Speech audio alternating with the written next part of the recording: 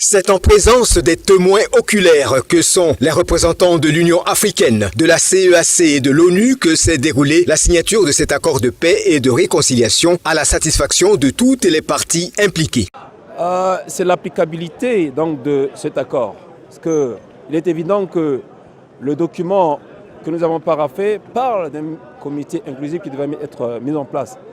Le mécanisme est déjà là, c'est rassurant. Mais maintenant que les volontés soient d'une manière unanime, consensuelle, vraiment dans l'idée de retrouver ou bien de consolider ces résultats.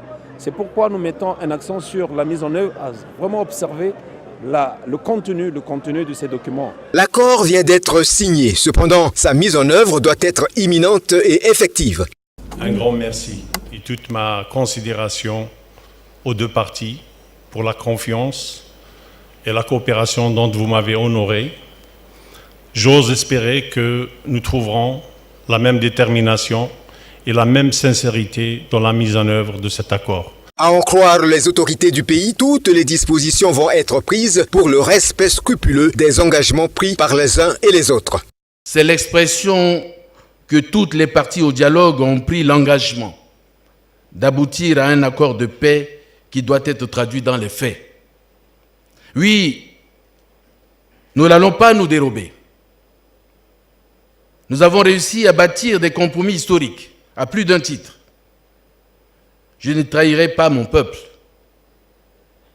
Je ne renierai pas mon serment. Je mettrai toutes mes énergies pour que l'accord de paix conclu à Khartoum et signé à Bangui soit mis en œuvre.